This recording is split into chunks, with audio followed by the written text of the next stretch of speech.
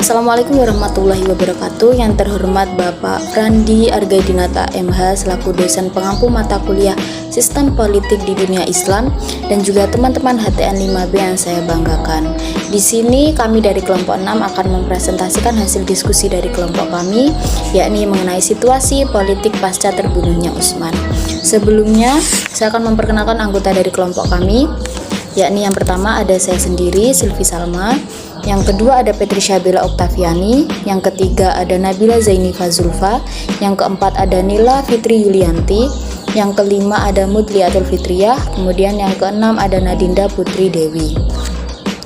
Langsung saja kita akan ke pemaparan materi yang akan disampaikan oleh anggota dari kelompok kami, yakni materi yang pertama mengenai fitnah dan pembunuhan terhadap Khalifah Utsman yang akan disampaikan oleh saudari Patricia Bella. Kemudian materi yang kedua ada kelompok Tolha, Zubair, dan Aisyah yang akan disampaikan oleh saya sendiri. Yang ketiga ada kubu Utsman dan kubu Ali yang akan disampaikan oleh Mudliatul Fitriyah.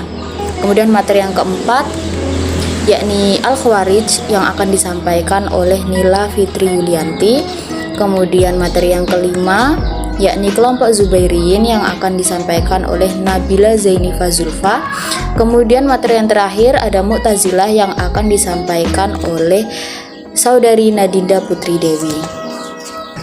Baik, langsung saja kita ke penyampaian materi. Bagi teman-teman yang bertugas, waktu dan tempat saya persilakan. Fitnah dan pembunuhan terhadap Khalifah Utsman. Utsman bin Affan adalah khalifah ketiga yang merupakan sosok sahabat sekaligus menantu dari Rasulullah yang memiliki karakteristik unik di antara para sahabat Rasulullah yang lainnya. Selama pemerintahannya, banyak peristiwa politik yang terjadi dan mengundang polemik di antara para sahabat Nabi Muhammad. Kebijakannya yang dianggap tidak populis dan kontroversial menjadikan pemerintahan Utsman menjadi tidak efektif dan banyak mendapatkan kritik dari kalangan sahabat-sahabatnya atas kebijakan-kebijakannya yang dinilai berbau nepotisme. Dalam pemerintahannya, Utsman mengangkat anggota keluarganya sendiri sebagai pejabat publik. Titik-titik pemberontakan yang menjadikan terbunuhnya Utsman terdapat 3. Yang pertama di Kufah dan Basrah yang bagi dan menentang gubernur yang diangkat Utsman. Yang kedua, persaingan dan permusuhan dari keluarga Hashim dan keluarga Umayyah menjadi alasan melemahnya kekuatan Utsman.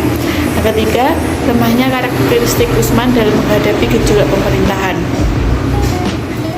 Ketika para demonstran berhasil mengurung dan mengepung Utsman di rumahnya, mereka membakar pintu rumah dan mendobrak pintu sehingga para demonstran berhasil menemui Utsman.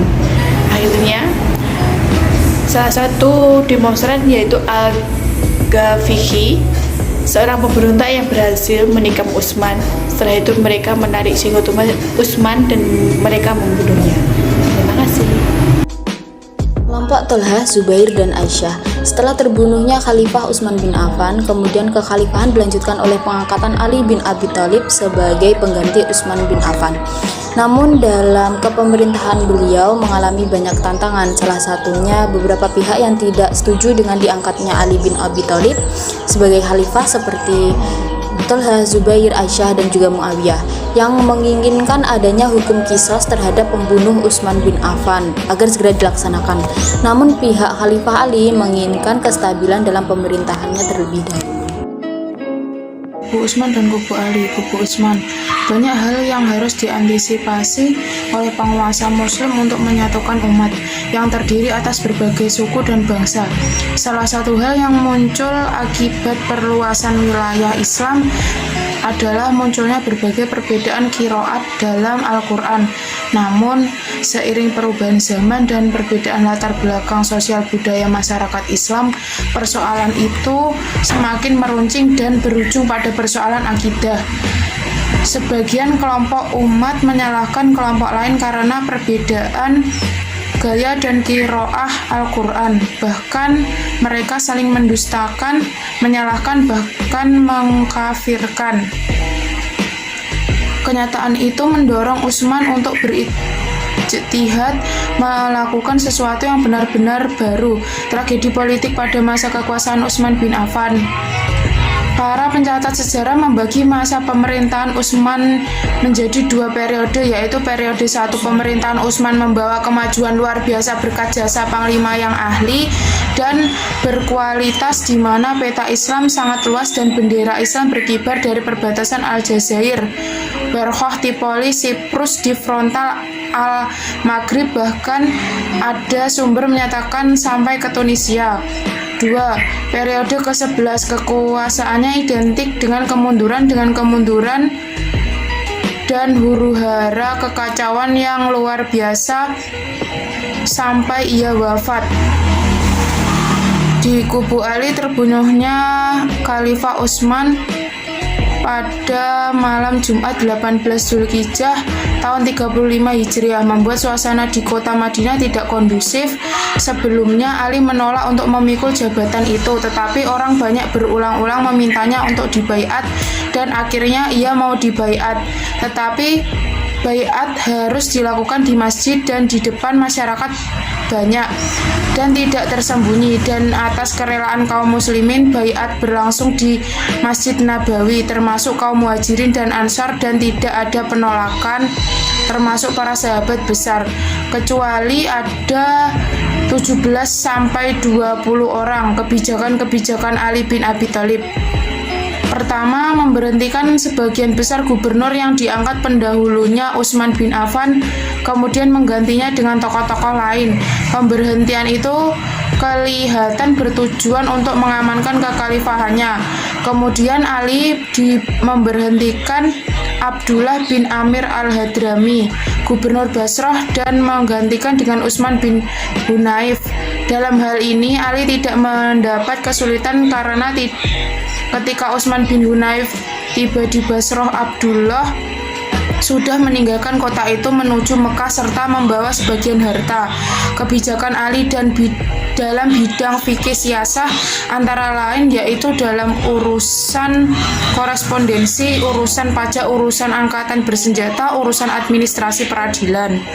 Kemudian kebijakan Ali yang lain dalam pemerintahan adalah menarik tanah-tanah yang dulu oleh Utsman dihadiahkan kepada para pendukungnya, dan hasil tanah itu diserahkan kepada kas negara. Al-Khawarij, sumber pemikiran. Sifat dan karakter Khawarij awalnya dari seseorang yang bernama Dzulquwaisirah dari Bani Tamim. Awalnya dia telah menuduh Rasulullah Muhammad tidak adil dalam pembagian harta rampasan perang. Ucapannya membuat Umar bin Khattab atau Khalid bin Walid hendak memenggal lehernya. Akan tetapi dicegah oleh Rasulullah Muhammad. Ciri khas Khawarij lainnya adalah mengkafirkan pemerintah, kaum muslimin, dan orang-orang yang bersama pemerintah tersebut karena melakukan dosa-dosa besar. Memberontak kepada pemerintah kaum muslimin, menghalalkan darah dan harta kaum muslimin. Secara umum, ajaran pokok golongan ini adalah 1. Khalifah atau imam harus dipilih secara bebas oleh seluruh umat Islam. Khalifah tidak harus berasal dari keturunan suatu suku, bangsa, atau keturunan Rasulullah Muhammad SAW. Khalifah dipilih secara permanen selama bersangkutan menjalankan syariat Islam.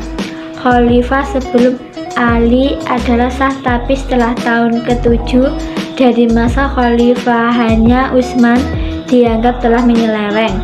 Khalifah Ali adalah sah, tapi setelah terjadi arbitrasi tahkim, ia dianggap telah menyeleweng. Mengharuskan seorang khalifah berbuat adil dan menetapkan syariat Islam.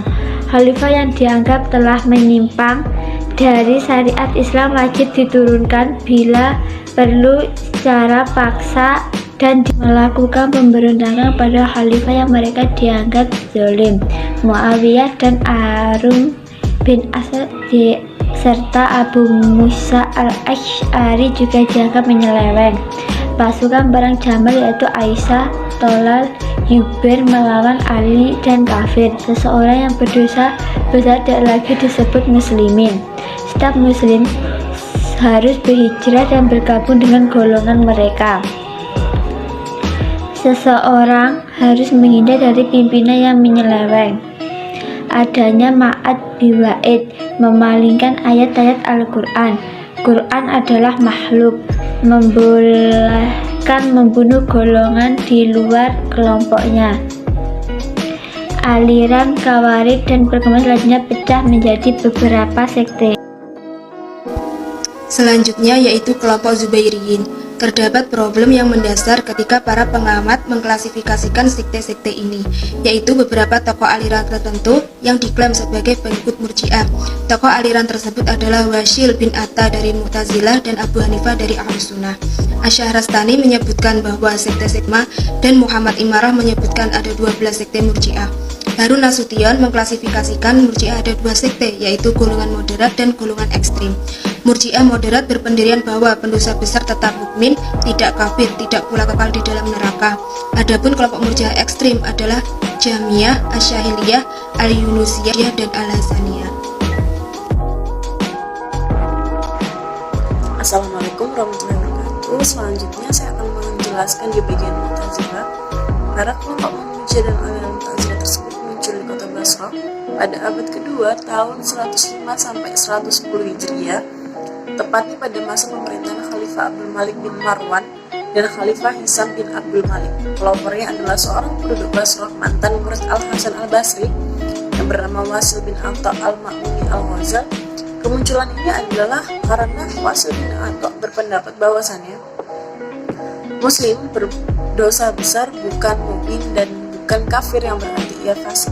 Imam Hasan Al-Basri berpendapat mukmin berdosa besar, masih berstatus mukmin. Ini adalah kemunculan paham ini karena adanya perselisihan tersebut antar murid dan guru, dan akhirnya golongan Mu'tazilah pun dinisbahkan kepadanya.